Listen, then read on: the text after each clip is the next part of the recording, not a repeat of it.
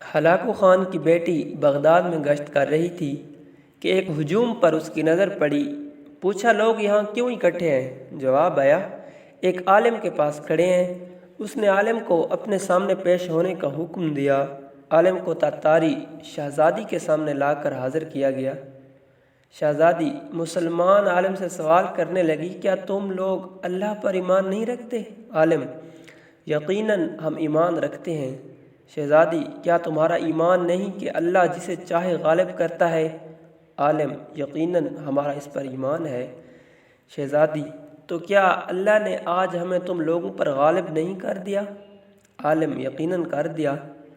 شہزادی، تو کیا یہ اس بات کی دلیل نہیں کہ خدا ہمیں تم سے زیادہ چاہتا ہے؟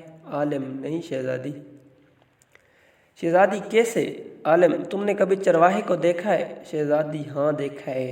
عالم، کیا چرواہے نے ریوڑ کے پیچھے اپنے کچھ کتے رکھے ہوتے ہیں؟ شہزادی، ہاں رکھے ہوتے ہیں۔ عالم، اچھا تو اگر کچھ بھیڑیں چرواہے کو چھوڑ کر کسی دوسری طرف کو نکل کھڑی ہوں اور چرواہے کی سن کر واپس آنے کو تیار ہی نہ ہو تو چرواہا کیا کرتا ہے؟ شہزادی، وہ ان کے پیچھے اپنے کتے دوڑاتا ہے تاکہ ان کو واپس اس کی کمان میں لے آئیں۔ عالم، وہ کتے کب تک ان بھیڑوں کے پیچھے پڑے رہتے ہیں؟ شہزادی، جب تک وہ فرار رہیں اور چرواہے کے اقتدار میں واپس نہ آ جائیں۔ تو عالم نے کہا، تم تاتاری لوگ زمین میں ہم مسلمانوں کے حق میں خدا کے چھوڑے ہوئے کتے ہو۔ جب تک ہم خدا کے در سے بھاگتے رہیں گے اور اس کی اطاعت اور اس کے منہج پر نہیں آ جائیں گے، تب تک خدا تمہیں ہمارے پیچھے دوڑائے رکھے گا اور ہماری گردنوں پر تمہیں مسلط رکھے گا۔ جب ہم خدا کے در پر واپس آ جائیں گے اس دن تمہارا کام ختم ہو جائے گا۔